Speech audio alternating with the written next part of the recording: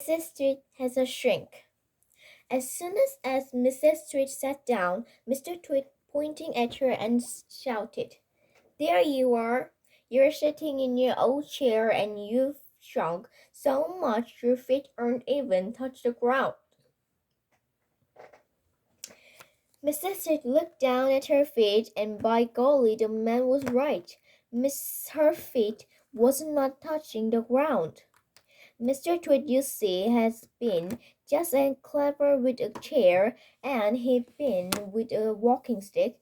Every night when he had gone downstairs and stick a little bit extra onto the stick, he had done the same to the foreleg of Mrs. Tweed's chair. "Just look at you sitting there in your same old chair," he cried, "and you've shrunk so much your feet are dangerously in your air." Mrs. Tweed went white with face. "You've got a shrink," cried Mr. Tweed, pointing his finger at her like a pistol. "You've got them badly. You've got the most trouble case of shrink I've ever seen." Mrs. Tweed began to frighten. She began to dribble. But Mr. Tweed, still remembering the worm in his spaghetti, didn't feel sorry for her at all. "I suppose you know what happened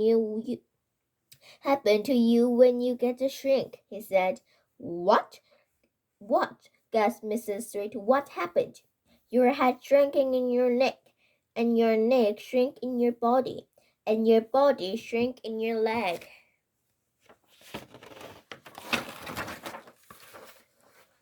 and your leg shrink in your feet, and in the end there's nothing left except a pair of shoes and bundle of old clothes." "I can't bear it," cried Mrs. Tweed. "It's a trouble disease," said Mr. Tweed, "the worst in the world."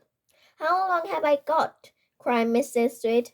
"How long before I finish up a bundle of old clothes and a pair of shoes?" Mr. Tweed put on a very gloomy face. "At the rate you're going," he said, shaking his hand sadly, "I'd say not more than 10 or 11 days."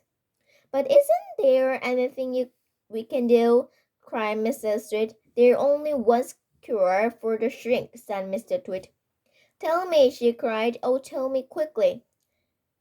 "Well, have you hurry?" "Well, have to hurry," said Mr. Tweed. "I'm ready. I'm hurry." "I'll do anything you say," cried Mrs. Tweed. "You won't last long if you don't," said Mr. Tweed, giving her another greasy grin. "What is this must do?" cried Mrs. Tweed, clucking her cheek. You've got to be stretched," said Mr. Tweed.